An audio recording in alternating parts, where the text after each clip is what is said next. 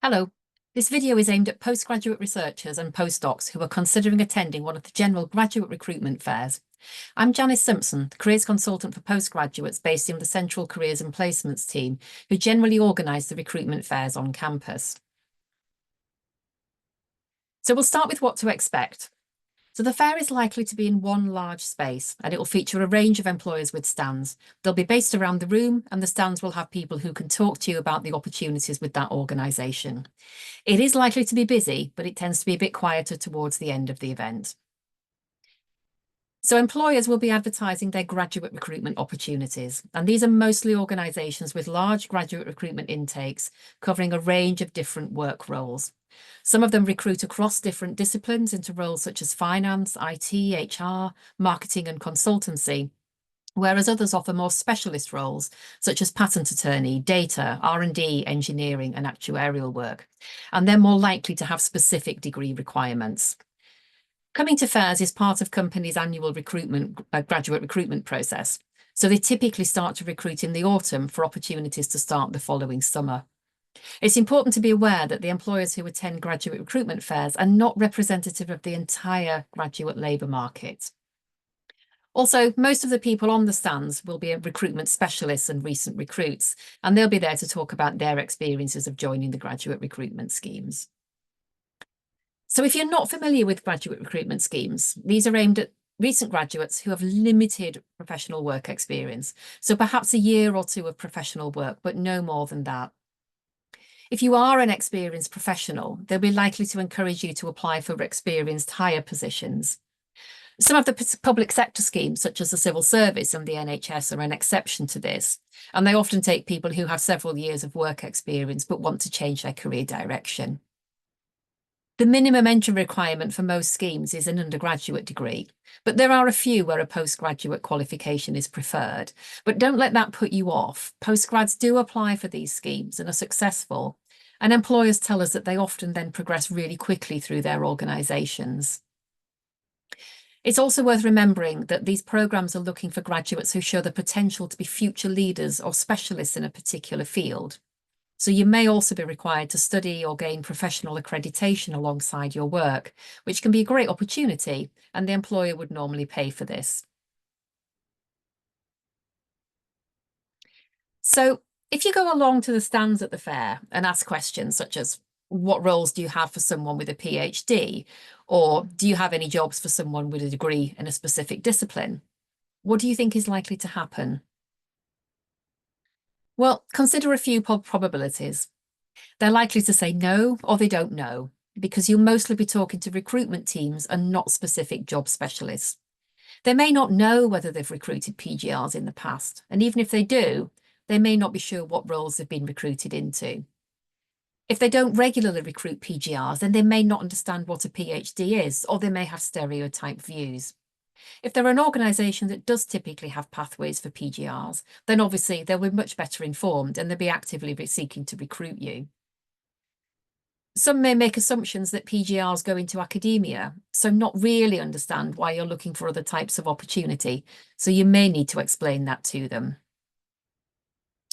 So treat the fair as an opportunity to do some research. Research into jobs outside academia. What are the different sectors that are open to you? What are the key issues that are affecting organisations? It's a chance to find out about specific job roles and what's required to be able to do them well. So what skills, what knowledge, what experience are they looking for?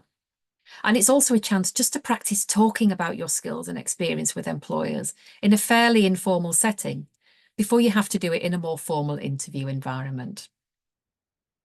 You could also use it to get some recruitment advice. So it can be an opportunity to talk to employers about their recruitment methods, how they make their selections, how they progress applications to the next stage. So try finding out what makes a good application and what makes them reject an application. They might also be able to advise you on jobs that would be a good fit for you, based on what you tell them about your motivations, your skills, your experience, and your background. So how to make the most of conversations that you have? Well, try and create a positive impression, and ways that you can do that are by doing a little bit of research on the employers in advance. We publish a list of which employers are attending before each fair, so you can go to their websites, find out about what opportunities they have and their key work areas. You can also find out about their business, their objectives and their needs, and maybe research any issues that you know they might be having at the moment. I'd recommend not focusing on your research topic specifically, unless you know it's going to be relevant to their business. But instead, think about how your experience as a PhD researcher or as a postdoc and any other experiences that you've had alongside your PhD or before starting your PhD, how that would give them skills that they value and enable you to contribute to their business. So think about the transferable skills that you've developed, such as written and oral communication, organizational skills, time management, maybe project management. And also just be prepared to answer the question, why did you decide to do a PhD? But try linking your responses to things that they would be interested in and that might impress them. So they need to recruit people who are looking for a challenge, who are interested in personal and professional growth, who are interested in continuing to learn. And doing a PhD would demonstrate to them all of those things, but you might need to be able to explain that to them. If you're struggling to identify skills that you've gained from your PhD, or you're not quite sure how to present them in a way that an employer would understand, you could try using the research and development framework on the VTI website as a bit of inspiration, and that's vti.ac.uk. So finally, don't be put off if they say that they don't recruit PhDs or if they seem vague or negative about whether they do. It might just be that the people on the stand don't know. There may be other people in the organisation who do and who would give you a different answer.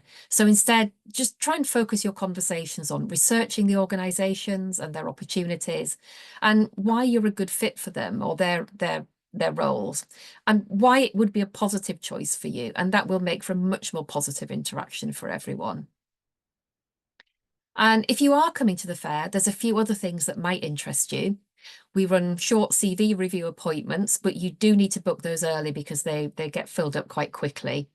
We'll also have a photographer taking professional portrait photos that you could use on your LinkedIn profile.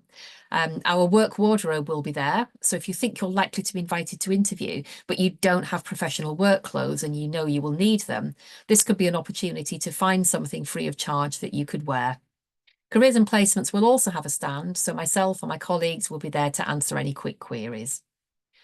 So to find out the dates of our upcoming fairs and the employers who will be attending, go to york.ac.uk/careers/events, and hopefully we'll see you at one of our fairs.